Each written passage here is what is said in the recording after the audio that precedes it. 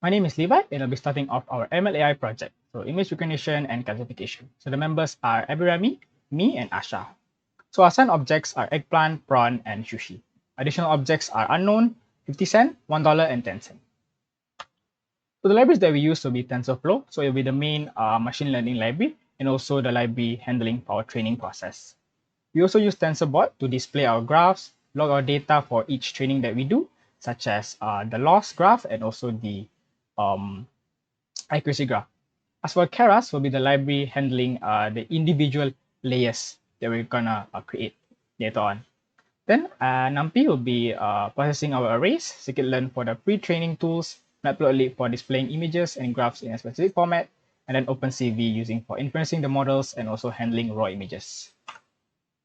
So each of us collected our individual data. So I collected 1K plus of eggplant.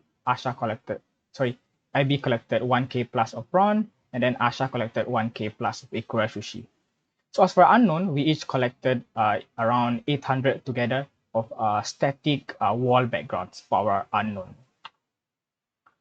So for data preparation, the code that you see here is we first started off with assigning an X array and also a Z array.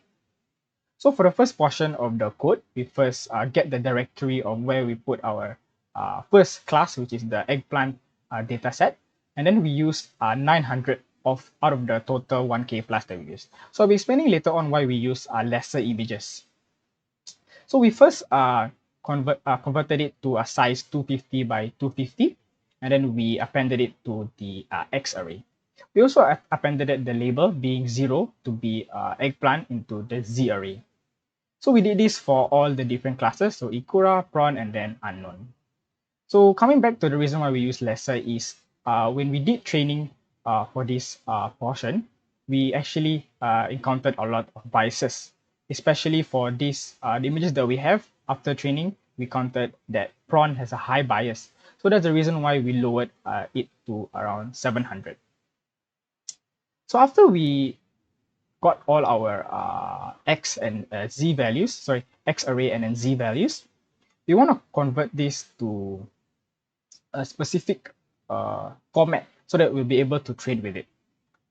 So we use the 2 underscore categorical. So the Z array will be a one-dimensional array, but the training process will have to be converted it to a two-dimensional array. That's why we use the 2 underscore categorical by TensorFlow. So as shown over here, you then convert it to a two-dimensional as shown. Then after that, we will be converting our X array. So for the very last dimension would be for each of the X individual X array would be the RGB. So the red, blue, and green values. So the ranges of that would be 0 to 255. But if we directly train with it, it will definitely use a lot of memory and it will be much slower to train. So we scaled it to 0 to 1 using the code, similar code you see over here, x equals to x divided by 255. So with that, you'll definitely save up a lot of RAM and speed up the process even more. So now will be data preprocessing. So we're using the train underscore test underscore split by sklearn to split our original data into 20 and 80%.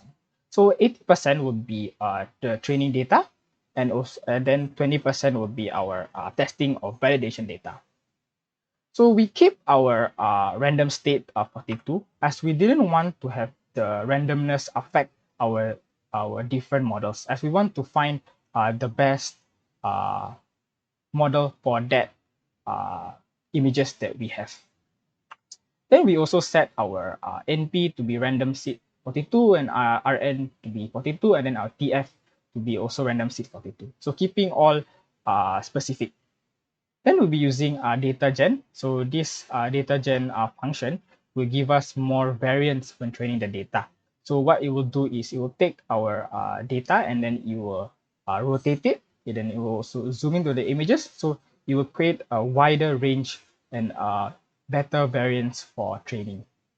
Now, I'll be going on to building the model. The three layers stated below plays a crucial role in defining the architecture and functionality of the model. Starting off with the initial layer. This input layer is the first layer of the neural network, which is responsible for receiving the input data. The number of nodes in this layer is determined by the dimensionality of the input data. Each node represents a feature or attribute of the input. Next, the hidden layers, which consist of 5 different layers. These are the intermediate layers between the input and output layers. These layers are responsible for learning and extracting relevant patterns from the input data. The convolutional layer is used as we'll be building a model that needs images. Convolutional layers are commonly used in convolutional neural network. Over here, we set the filters and kernels to perform operation on the input data. The kernels shift through the matrix in a 3 by 3 smaller matrix. This is to give an estimated average output. The activation function introduces non-linearity into the model, allowing it to learn complex features and relationships in the data. We set the activation function to ReLU so that it does not activate all neurons at the same time. Max pooling is a downsampling technique which reduces the spatial dimensions of the data. It partitions the input into smaller rectangular regions and outputs maximum value within each region. We define the size of max pooling and the step size over here. In this case, the pooling window moves 2 steps horizontally and 2 steps vertically for each operation. Dense layer is a fully connected layer where we flatten the data first. In this case, the dense layer is set to 256 neurons based on our complexity. So it means we have 256 of fully connected flattened data. Next, the dropout. This is a regularization technique commonly used in neural network to prevent overfitting. In this case, we set the dropout rate to 0.5, which is 50%. Hence, during training, each neuron have a 50% chance of being dropped out or deactivated.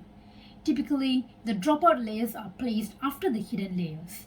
This helps in preventing overfitting and encourages to learn more robust and independent features. And finally, we come to the output layer, which is the final layer of the model.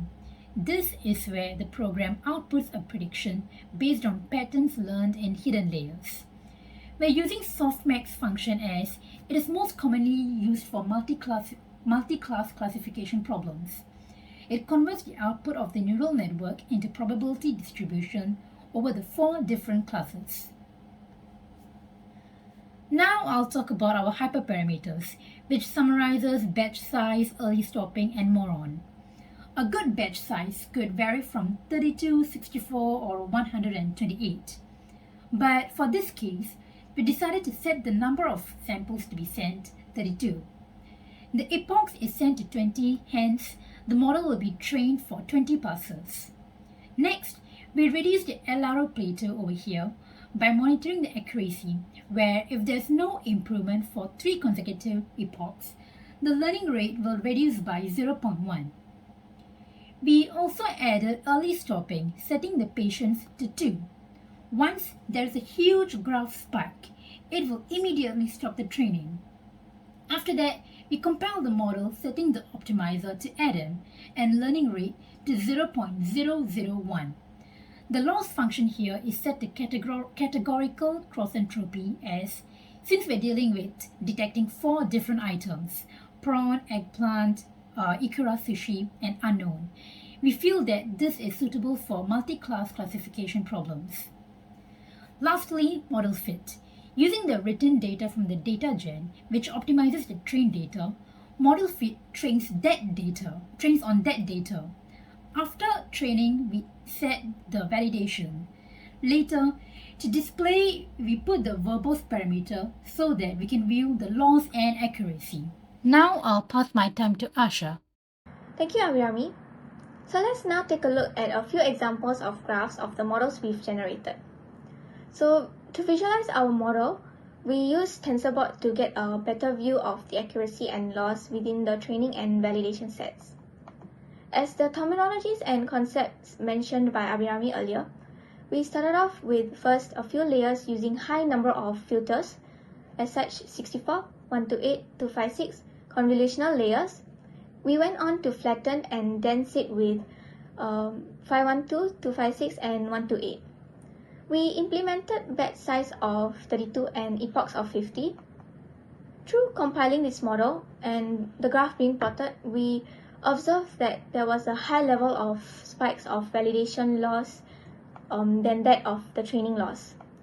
Hence, we thought this model might be heavily overfitted, and we realized we might be taking in too much features as we were using high number of filters and dense layers. And we realized the epoch size might be a bit too big as well.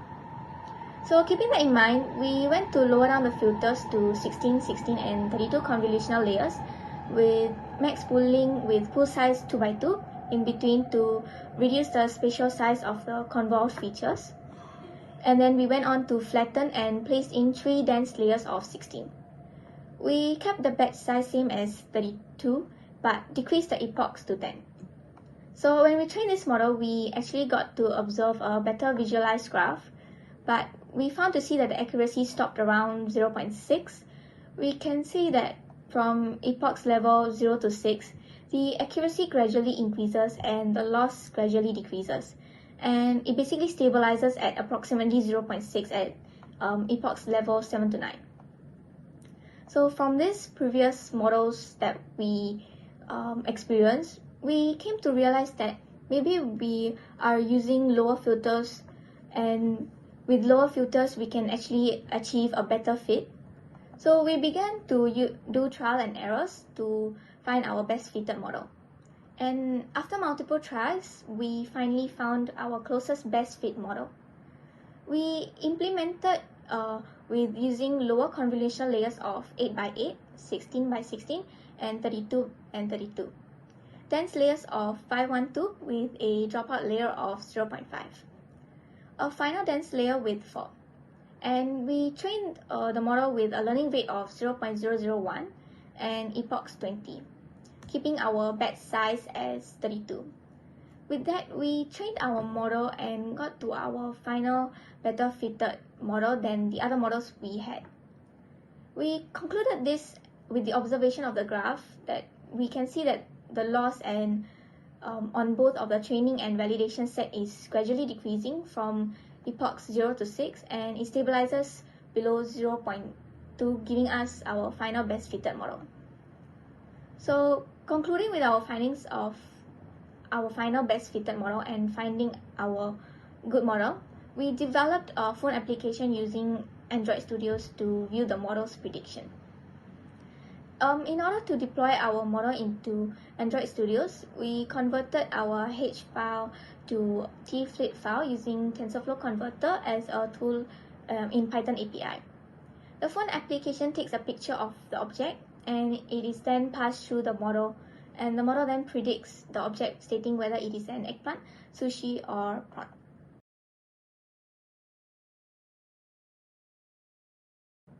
So we also developed a website application using Streamlit and OpenCV to create a live detection to identify the object detected. We can see that the unknown is being predicted, and when a shrimp is shown, it detects as a shrimp, and so on, predicting the rest of the objects.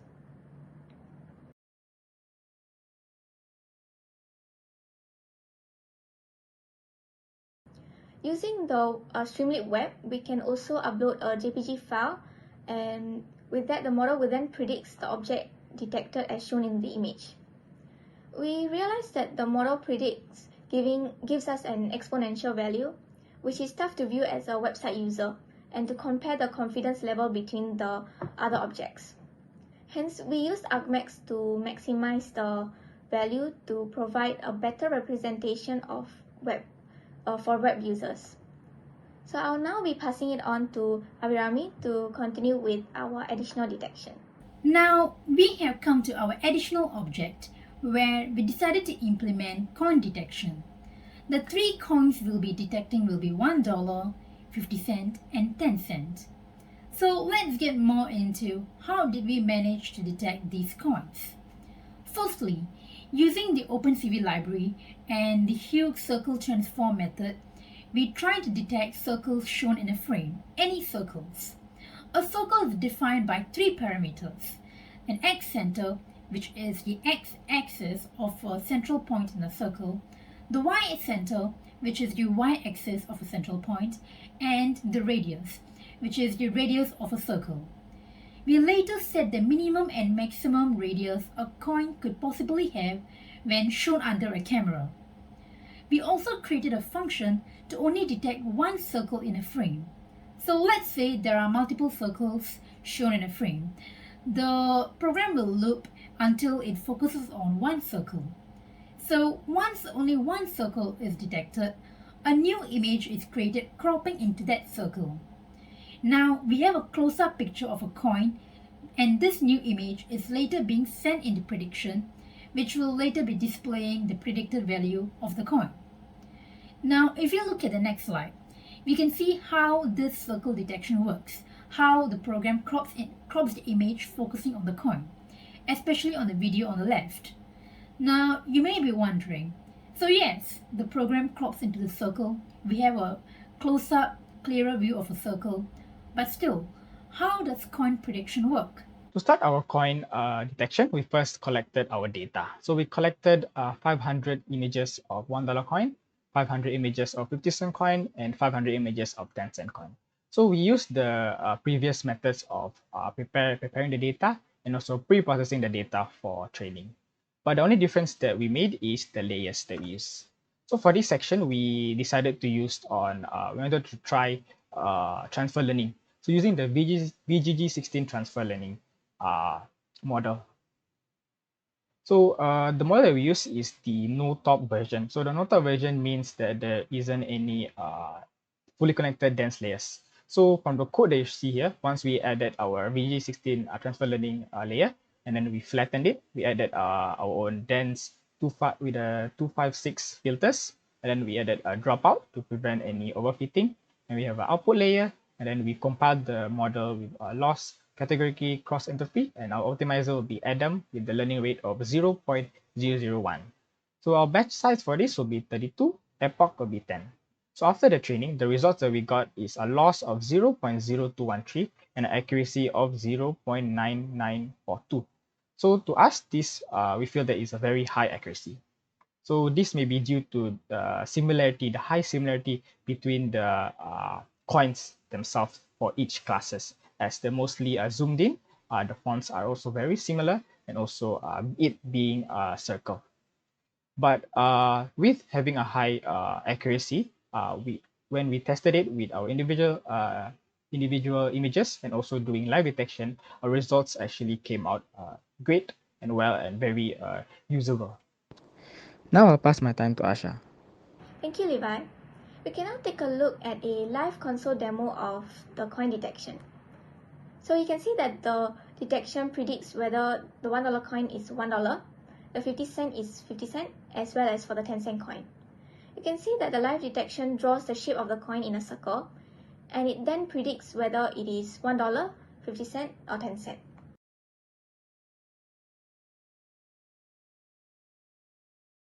So we can also use the mobile application. As you can see, a picture of the coin is taken, and as mentioned by Abirami earlier, it firstly detects the circle shape of the coin and zooms in to get a closer look.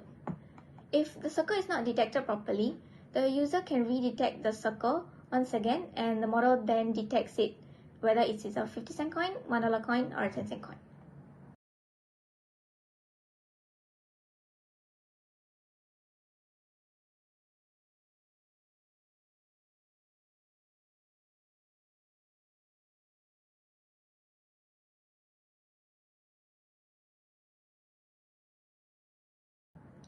You can also use the website application. It uploads the image of the coin and detects the coin. The same method of Argmax is used to display the confidence level of the coin, as well as showing the predicted output. Hence, in conclusion, throughout the process, we learned a couple of things. It is difficult to create a good model architecture as it involves many trials and errors into finding the best fitted model. Collection of image dataset also plays a huge role in the model output. Images need to have good variance to allow the model to learn the different parts and turns of the object. We also learned the difficulty difference between transfer learning and manual learning. Transfer learning is easier and faster as it achieves optimal performance faster than creating manual layers. Lastly, it is key to use the right format when training and interfacing. And with that, we would like to conclude our presentation. Thank you.